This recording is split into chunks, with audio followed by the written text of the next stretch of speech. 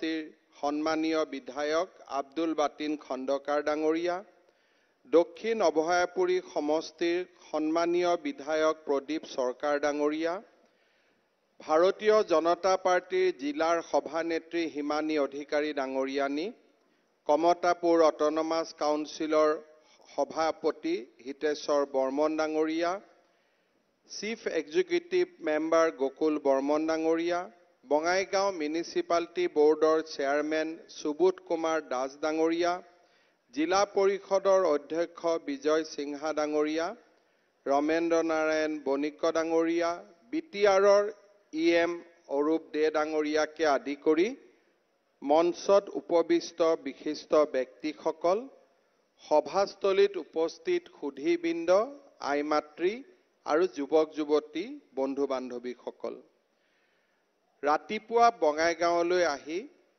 কীৰ্তনপাৰাত দলং আৰু অভয়াপুৰীৰ ঐতিহ্যমণ্ডিত গণেশ মন্দিৰ আৰু শেষত বঙাইগাঁও আৰু যোগীঘোপালৈ যোৱা অসম মালাৰ আঁচনিৰ আধাৰশিলা স্থাপন তিনিটা অনুষ্ঠান সামৰণি মাৰি আজি আমি জিলাখনৰ বিকাশ উৎসৱত অংশ ল'বৰ বাবে আপোনালোকৰ মাজত উপস্থিত হৈছোঁ। ৰাজ্যৰ প্ৰতিখন জিলাৰে সম উন্নয়নৰ মাজেৰে দেশৰ 5খন সৰ্বশ্ৰেষ্ঠ ৰাজ্যৰ ভিতৰত অসমৰ স্থান সুনিশ্চিত কৰিবলৈ যোৱা 2 বছৰে আমি দিনে নিশাই প্ৰচেষ্টা চলাই আহিছোঁ। এই সংকল্প সন্মুখত ৰাখি আমি অসমৰ বিভিন্ন জিলাত বিকাশৰ বাবে এদিন কাৰ্যসূচী ৰূপায়ণ কৰিছিলোঁ আৰু প্ৰায় 15,000 কোটি টকাতকৈও অধিক বিকাশৰ আঁচনি এই বছৰৰ আগ মাহত অৰ্থাৎ এপ্ৰিল মাহৰ সময়ছোৱাত আমি আৰম্ভ কৰিছিলোঁ। বঙাইগাঁও জিলাতো আমি বিকাশৰ বাবে এদিন কাৰ্যসূচী ৰূপায়ণ কৰিছিলোঁ আৰু সেই সময়ত আমি 693 কোটি টকাৰ বিকাশৰ যজ্ঞ বঙাইগাঁৱত আৰম্ভ কৰিছিলোঁ। আজি আমি সকলোৱে প্ৰত্যক্ষ কৰিছোঁ যে সেই সময়তে আধাৰশিলা স্থাপন কৰা বঙাইগাঁও চিকিৎসা মহাবিদ্যালয়ে আজি এটা নিৰ্দিষ্ট গতি লাভ কৰিছে আৰু যদি সকলো ঠিকে থাকে অহা 18 মাহৰ ভিতৰত আমি বঙাইগাঁও মেডিকেল কলেজক ৰাইজৰ বাবে উৎসৰ্গা কৰিবলৈ আমি সক্ষম হ'ম। বঙাইগাঁৱৰ ইঞ্জিনিয়াৰিং কলেজৰ কাম তীব্ৰ গতিত চলি আছে। উপায়ুক্তৰ কাৰ্যালয় তীব্ৰ গতিত তাৰ কাম চলি আছে আৰু বঙাইগাঁও পলিটেকনিক, আৰক্ষী প্ৰশিক্ষণ কেন্দ্ৰ আদি অনুষ্ঠানসমূহেও আজি এক নিৰ্দিষ্ট গতি লাভ কৰিছে। মোৰ বাবে আজি দিনটো এটা অন্যতম আনন্দৰ দিন যে আজিৰ এই দিনটোতো আমি পুনৰ বঙাইগাঁও জিলাৰ বাবে 555 কোটি টকাৰ আঁচনি ৰূপায়ণ উদ্বোধন বা আধাৰশিলা স্থাপন কৰাৰ বাবে আপোনালোকৰ মাজত আহি আকৌ এবাৰ উপস্থিত হৈছোঁ। ঐতিহাসিক, সাংস্কৃতিক আৰু ৰাজনৈতিক সকলো দিশৰে পৰা বঙাইগাঁও জিলাৰ এক গৌৰৱোজ্জ্বল ইতিহাস, ভৌগোলিক গুৰুত্ব আৰু বিশেষত্ব আছে। কোচ ৰাজবংশী, বড়ো, ৰাভা, গাৰো আদি বিভিন্ন জনগোষ্ঠীৰ লগতে অসমীয়া ভাষী, বঙালী ভাষী, হিন্দী ভাষী আমাৰ সকলো লোকৰ বৰ্ণাঢ্য সাংস্কৃতিক আৰু আধ্যাত্মিক জীৱনশৈলীয়ে বঙাইগাঁও জিলাক বিশেষ মাত্ৰা প্ৰদান কৰে। বঙাইগাঁও নগৰৰ দক্ষিণ অঞ্চলত বিশাল সৈন্যবাহিনীৰ সৈতে মহাবীৰ চিলাৰায়ে জিৰণি লৈছিল বুলি প্ৰবাদ আছে, যাৰ বাবে এই ঠাইখন বীৰজৰা বুলি জনা গৈছিল। এই জিলাৰ গাঁওসমূহৰো ঐতিহাসিক গুৰুত্ব আছে। ভুটীয়া ৰজা দলৈ জিৰণি লোৱা ঠাই হৈছে দলৈ গাঁও। বঙাইগাঁও ৰেল আলিৰ দক্ষিণ অঞ্চলত বিজনী ৰজাই ধানৰ ভঁৰাল প্ৰতিষ্ঠা কৰিছিল। এই ভঁৰালবিলাকক স্থানীয় ভাষাত ভাক্ৰী বুলি কোৱা হৈছিল আৰু সেই শব্দৰ পৰাই ভাক্কাৰী ভিটা নামৰ উৎপত্তি হৈছিল বুলি প্ৰবাদ আছে। জিলাখনৰ পশ্চিমে থকা অস্তাচল পাহাৰ বা নাক কাটি পাহাৰমালাই ইয়াৰ প্ৰাকৃতিক সৌন্দৰ্য দুগুণে বৃদ্ধি কৰিছে। জিলাখনৰ আধ্যাত্মিক স্থানসমূহে আমাৰ পুৰাতন সভ্যতা আৰু সাংস্কৃতিক শৈলীক চহকী কৰিছে। বঙাইগাঁও তেল শোধনাগাৰকে ধৰি বিভিন্ন উদ্যোগে জিলাখনৰ অৰ্থনৈতিক উত্তৰণতো গুৰুত্বপূৰ্ণ ভূমিকা গ্ৰহণ কৰিছে। প্ৰাকৃতিকভাৱে অতি চহকী এই জিলাখন পৰ্যটনৰ বিকাশৰ যথেষ্ট সম্ভাৱনীয়তা লুকাই আছে। বঙাইগাঁৱৰ দাঁতিকাষৰীয়া গাঁওসমূহত এসময়ত যথেষ্ট পৰিমাণে কমলা হৈছিল। এই কমলা শ্ৰীৰামপুৰ কলিকতাৰ লগতে ৰাজ্যৰ বিভিন্ন ঠাইলৈ ৰপ্তানি হৈছিল। অৰ্থনৈতিক দিশত বঙাইগাঁও জিলাৰ সম্ভাৱনাৰ পূৰ্ণ বিকাশৰ প্ৰতি আমাৰ চৰকাৰে নিৰন্তৰভাৱে কাম কৰিছে। বঙাইগাঁও জিলাৰ পৰ্যটন আৰু অৱসৰ বিনোদনৰ ক্ষেত্ৰখনত অধিক সুযোগ সৃষ্টিৰ লক্ষ্যৰে বীৰ চিলাৰাই উৰণীয়া সেতুৰ সমীপত নতুনকৈ মুকলি কৰা ঠাইত নিৰ্মাণ কৰা থিম পাৰ্কখন আজি আমি মুকলি কৰিছোঁ। প্ৰথম পৰ্যায়ত ৰাজ্য চৰকাৰৰ আনটাইড ফাণ্ডেৰে ইয়াত 1 কোটি টকা দিয়া হৈছিল। এই থিম পাৰ্কখনত যথেষ্ট মুকলি স্থানৰ ব্যৱস্থা থকাৰ লগতে খোজ কঢ়া, সাংস্কৃতিক কাৰ্যকলাপ, দেৱাল চিত্ৰ, উদ্যান আদিৰ সুবিধা উপলব্ধ হৈছে। দ্বিতীয় পৰ্যায়ত এই উদ্যানখনত বিভিন্ন জনগোষ্ঠীৰ জীৱনশৈলীৰ প্ৰতিফলনৰ বাবে ভাস্কৰ্য শিল্পৰ ব্যৱস্থা সন্নিৱিষ্ট কৰা হৈছে। বঙাইগাঁও জিলাৰ বঙাইগাঁৱৰ সন্মানীয় বিধায়ক ফণীভূষণ চৌধুৰী ডাঙৰীয়াই এই থিম পাৰ্কখনৰ বাবে ৰাজ্য চৰকাৰৰ পৰা আৰু অধিক পুঁজিৰ আবণ্টন বিচাৰিছে। আজিৰ সভাতে থিম পাৰ্কখনৰ আৰু অধিক উন্নয়নৰ বাবে মই আৰু 1 কোটি টকা মঞ্জুৰ কৰিছোঁ। 2022-23 চনৰ আনটাইড পুঁজিৰ অধীনত বিসৰ্জন ঘাটত নিৰ্মাণ কৰা ৰাষ্ট্ৰীয় পতাকা উত্তোলনৰ স্থায়ী ভেটি আৰু পোষ্টৰো আজি আমি সকলোৱে উদ্বোধন কৰিছোঁ। 30.5 মিটাৰ উচ্চতাৰ এই পোষ্টটো 25 লাখ টকা ব্যয় সাপেক্ষে নিৰ্মাণ কৰা হৈছে। বিসৰ্জন ঘাটৰ বৰ্তমানৰ খোজ কঢ়া ঠাইডোখৰত গঢ়ি তোলা এই প্ৰকল্পটোত উদ্যান আৰু পৰ্যাপ্ত আলোকসজ্জাৰ ব্যৱস্থা কৰা হৈছে, যিয়ে ঠাইখনৰ সৌন্দৰ্য বৃদ্ধি কৰিব। এই বছৰ বীৰ চিলাৰাই দিৱস উদযাপনৰ সময়ত বঙাইগাঁও জিলা পুথিভঁৰালৰ চৌহদত বীৰ চিলাৰাইৰ প্ৰতিমূৰ্তি স্থাপনৰ বাবে সিদ্ধান্ত লোৱা হৈছিল। প্ৰায় 14 লাখ টকা ব্যয়েৰে অসমৰ নতুন প্ৰজন্মক বীৰ চিলাৰাইৰ সাহস, বীৰত্ব আৰু কৰ্মৰাজিৰে উদ্বুদ্ধ কৰি তোলাৰ বাবে নিৰ্মাণ কৰা এই প্ৰতিমূৰ্তিটো আজি শুভ উদ্বোধন কৰাৰ সৌভাগ্য আমি আটায়ে লাভ কৰিলোঁ। আমাৰ ৰাজ্যখনে যোৱা বছৰটো লাচিত বৰফুকনৰ 400তম জন্ম জয়ন্তী অত্যন্ত গৌৰৱেৰে সৈতে পালন কৰিছিল। সেই সময়ত অসমৰ বিভিন্ন স্থানত লাচিত বৰফুকনৰ প্ৰতিমূৰ্তি নিৰ্মাণ কৰাৰ কাম হাতত লোৱা হৈছিল। আজি বঙাইগাঁও জিলাতো এই মহান বীৰ যোদ্ধাগৰাকীৰ প্ৰতি শ্ৰদ্ধা জনাই আমি বঙাইগাঁও জিলাত এটা লাচিত বৰফুকনৰ প্ৰতিমূৰ্তি নিৰ্মাণৰ কাম সমাপ্ত কৰিছিলোঁ। আজি সেই প্ৰতিমূৰ্তিটো আমি ৰাইজৰ বাবে উদ্বোধন কৰিছোঁ।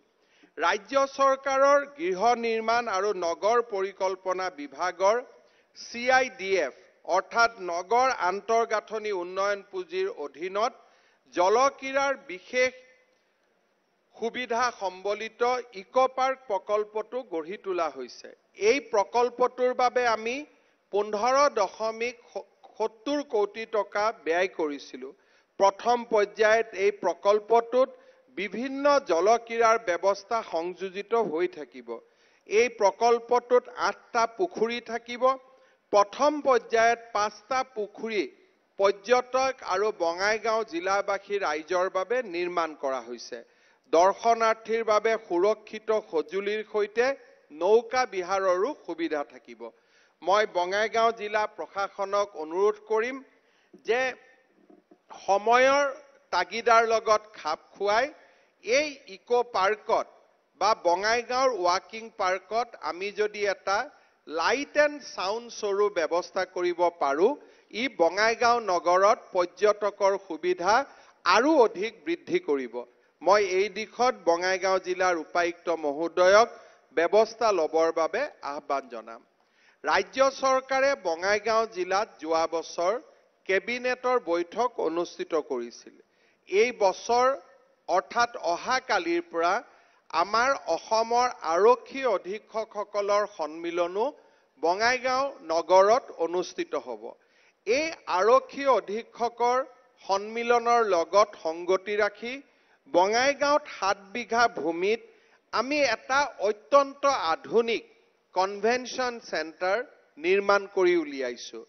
অধিৱেশন শেষ হোৱাৰ পিছত ৰাইজে কেতিয়াবা সেই কনভেনশ্যন চেণ্টাৰ চাব গ'লে বঙাইগাঁও নগৰৰ আভিজাত্যৰ সম্পৰ্কে আপোনালোকে উমান পাব আৰু আপোনালোকে নিজে গৌৰৱ অনুভৱ কৰিব। প্ৰায় 18 কোটি টকা খৰচ কৰি এই কনভেনশ্যন হল আমি নিৰ্মাণ কৰি উলিয়াইছোঁ। এতিয়া বঙাইগাঁৱত আমাৰ ৰাজ্যৰ বিভিন্ন কনভেনশ্যন বঙাইগাঁৱত অনুষ্ঠিত কৰাৰ বাবে আমি সুবিধা পাম আৰু এই সভাগৃহ ভৱিষ্যতে বঙাইগাঁও ৰাইজৰ বাবে আমি ব্যৱহাৰ কৰিবলৈ সুবিধা পাম। মই বঙাইগাঁও ৰাইজক ইয়াৰ বাবে ধন্যবাদ জনাইছোঁ। বঙাইগাঁও জিলাৰ আন এক অংগাংগী অংগ হৈছে অভয়াপুৰী মহকুমা। ৰাষ্ট্ৰীয় ঘাইপথক বাদ দিও বিকল্পভাৱে বৰপেটা নলবাৰী হৈ গুৱাহাটীলৈ যাব পৰাকৈ এটা বিকল্প পথ নিৰ্মাণৰ বহুদিনৰ সপোন আছিল। কীৰ্তনপাৰা বা আই নদীৰ ওপৰৰ দলংখন নিৰ্মাণ নোহোৱা বাবে আমি সেই বিকল্প পথ সম্পূৰ্ণৰূপে ব্যৱহাৰ কৰিব পৰা নাছিলোঁ। ভাৰত চৰকাৰৰ NLCPR আঁচনিৰ অধীনত এই দলংখন নিৰ্মাণ কৰাৰ বাবে 40 কোটি টকা আবণ্টন কৰা হৈছিল। ধনৰ নাটনিৰ বাবে এই আঁচনিখন অসম্পূৰ্ণ হৈ আছিল। যোৱাবাৰ মই বঙাইগাঁৱত আহোঁতে দলংখন পৰ্যবেক্ষণ কৰিছিলোঁ আৰু পৰৱৰ্তী সময়ত ৰাজ্য চৰকাৰৰ পৰা 30 কোটি টকা অধিক আবণ্টন কৰি এই দলংখনৰ নিৰ্মাণ সম্পূৰ্ণ কৰি তোলা হৈছিল। আজি এই দলং আমি বঙাইগাঁও জিলাৰ ৰাইজৰ বাবে মুকলি কৰি দিবলৈ সক্ষম হৈছোঁ। অভয়াপুৰীৰ ৰঘুনাথ মন্দিৰে সনাতন সভ্যতাৰ এক প্ৰাচীন পৰম্পৰাক প্ৰতিনিধিত্ব কৰে। যোৱাবাৰ বঙাইগাঁৱলৈ আহোঁতে এই ৰঘুনাথ মন্দিৰ দৰ্শনৰ মোৰ সৌভাগ্য হৈছিল। ৰঘুনাথ মন্দিৰত কেইবাটাও প্ৰকল্প, বিশেষকৈ নামঘৰ, সাংস্কৃতিক কাৰ্যকলাপৰ বাবে 250 গৰাকী ব্যক্তি বহিব পৰাকৈ এটা কাৰ্যালয় কক্ষ, গ্ৰীণ ৰুম, ষ্ট'ৰ ৰুম আদি বিভিন্ন সুবিধাৰ বাবে আমি 6.2 কোটি টকা আবণ্টন কৰিছিলোঁ। আজি সেই আঁচনিটোৰো আমি আধাৰশিলা স্থাপন কৰিলোঁ। বঙাইগাঁৱত এখন জিলা পৰ্যায়ৰ ষ্টেডিয়ামৰ প্ৰয়োজনীয়তা আছে। আজি আমি বঙাইগাঁৱৰ ৰাইজৰ বাবে 11 কোটি টকাৰে 40 বিঘা মাটিত এখন জিলা ষ্টেডিয়াম নিৰ্মাণৰ কাম হাতত লৈছোঁ।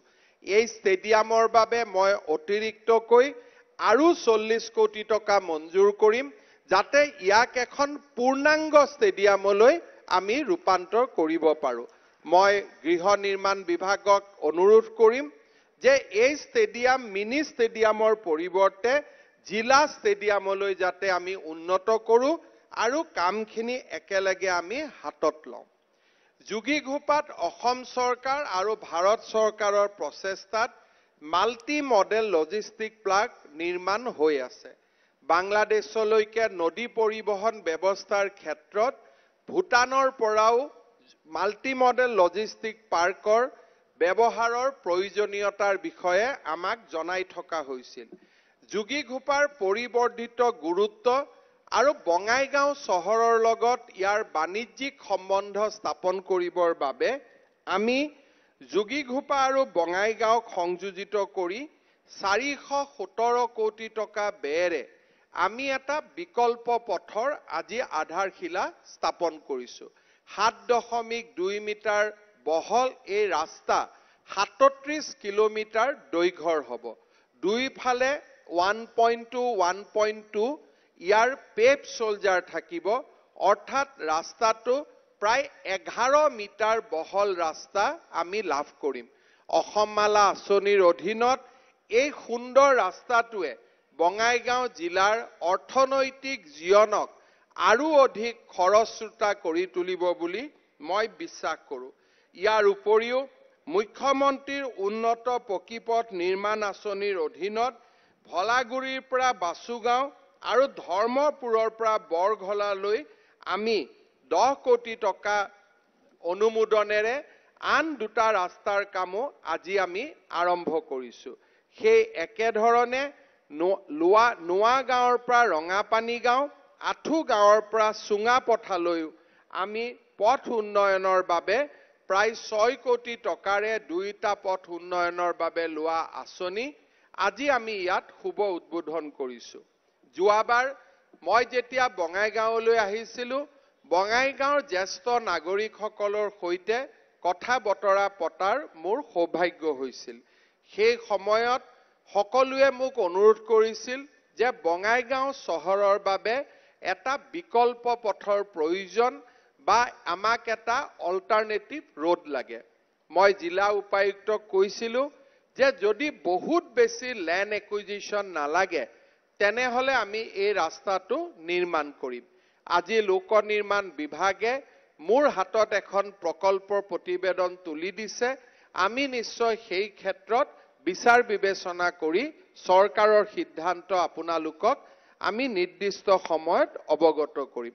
আজি অসমৰ আমাৰ বাবে আৰু এক গৌৰৱৰ বিষয় যে অহা 16 ছেপ্টেম্বৰৰ পৰা অসম বিধানসভাৰ যি অধিৱেশন আৰম্ভ হ'ব, সেই অধিৱেশনতে বঙাইগাঁও মহাবিদ্যালয় বঙাইগাঁও বিশ্ববিদ্যালয়লৈ উন্নীতকৰণ কৰা হ'ব।